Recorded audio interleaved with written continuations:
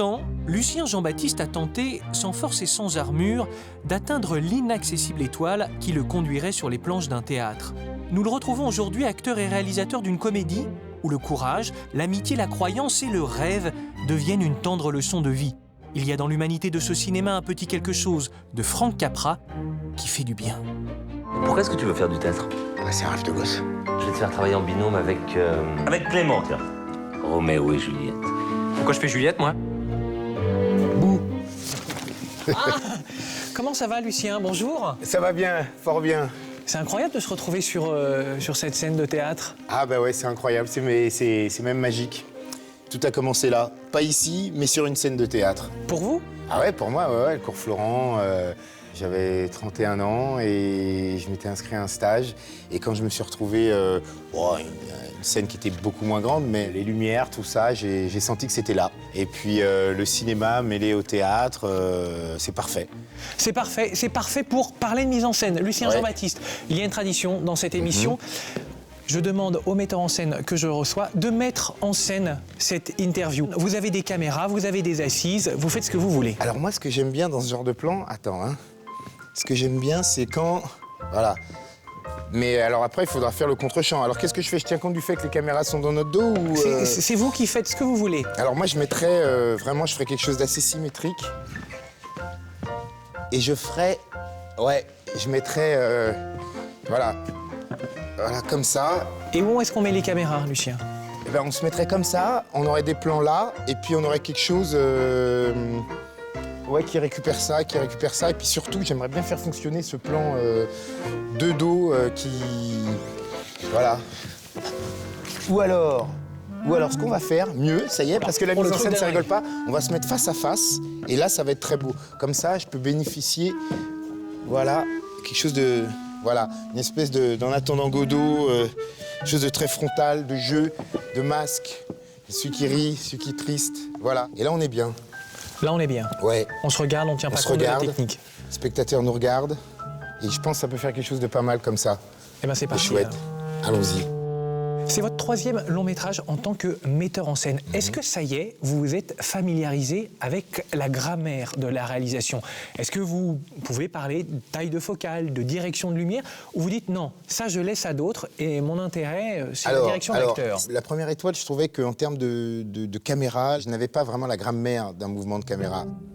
Sur le premier film, j'ai dit on fait simple, on ne cherche pas à tout compliquer, à faire tourner la caméra dans tous les sens, même si l'histoire aurait pu s'y prêter, la montagne, grands espaces, etc., le ski. J'avais dit on va filmer simplement. Et sur le second, j'ai voulu essayer, c'est pour ça que je l'ai co-réalisé, avec Philippe Larude, vraiment utiliser la grammaire d'une caméra, faire des grands mouvements, etc., parce que j'avais un petit peu plus d'argent.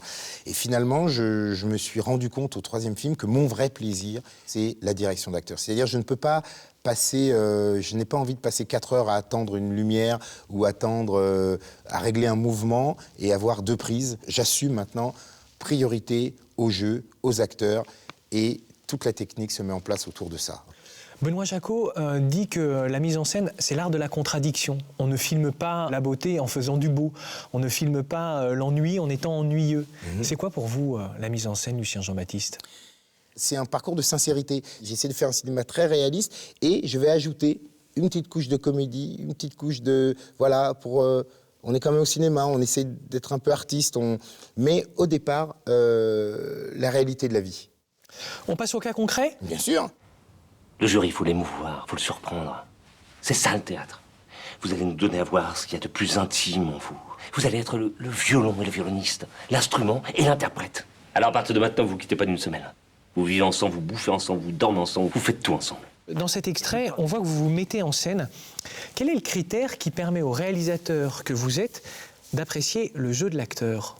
C'est terrible. J'en souffre de plus en plus. J'arrive à mon 4e film et je me rends compte que je pensais que les choses iraient en s'améliorant, le jeu devant derrière. J'ai de plus en plus de mal à gérer ça. Pourquoi? J'ai de plus en plus de plaisir à la mise en scène, de plus en plus de plaisir à la réalisation.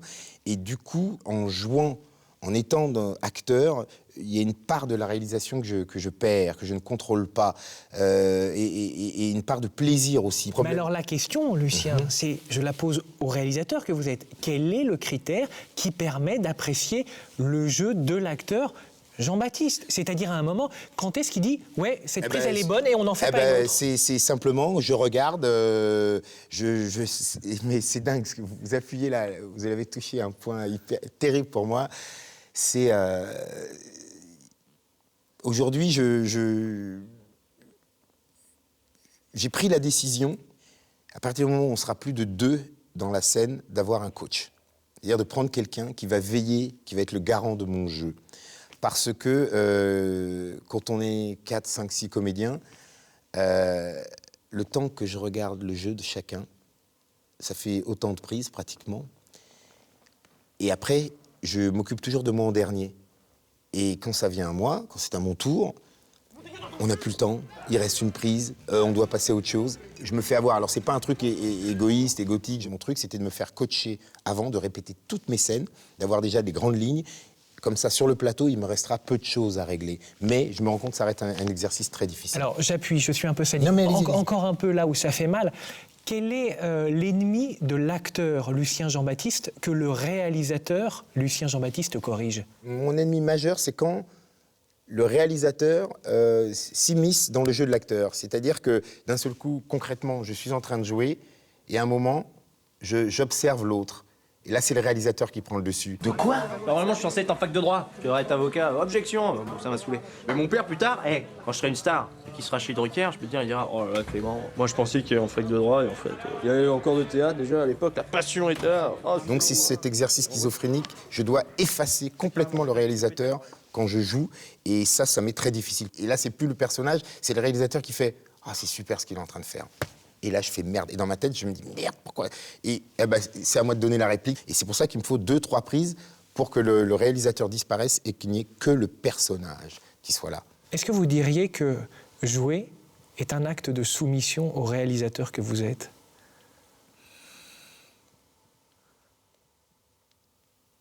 Par moment, il y a de la soumission et parfois, c'est une révolution, c'est-à-dire que je dois me battre contre le réalisateur. Mon personnage doit s'autoriser des choses que le réalisateur Lucien Jean-Baptiste n'avait pas prévues. Et il est vrai que je charge la script d'être une espèce de troisième œil, et je lui parle souvent de raccord émotionnel, parce que la script, au départ, elle est surtout dans les raccords vestimentaires, raccords de prise, etc. Et je lui dis, veille au raccord émotionnel. Et il y avait Gérard Mordier qui m'avait dit ça il y a très longtemps.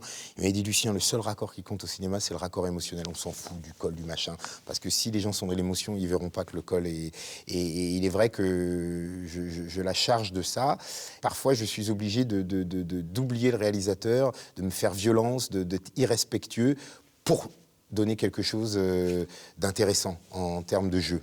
Dieu merci, cette interview se termine. Oh. Mais il reste une dernière question à laquelle je ne vais pas surenchérir, Lucien Jean-Baptiste. Pourquoi filmez-vous? Comme chez beaucoup d'artistes, hein, on raconte nos vies, on raconte ses problèmes, ses interrogations. Et moi, c'est vrai qu'elles sont souvent liées au fait que je sois un homme noir dans un monde de blanc. Particulièrement dans le cinéma, où on doit trouver sa place malgré les codes cinématographiques qui sont assez rudes, et pas que pour les Noirs, pour tout le monde. Dès que vous êtes, entre guillemets, différent ou minoritaire, eh bien, la place de la femme dans le cinéma, la place du gros dans le cinéma, la place de l'accent. J'aimerais continuer à casser les codes du cinéma, parce que si je reste dans ces codes-là, si on reste dans ces codes-là, il y a un progrès qui ne se fera pas, et ce progrès dans le cinéma, on doit aussi le retrouver dans la société. C'est pour ça que je fais des films.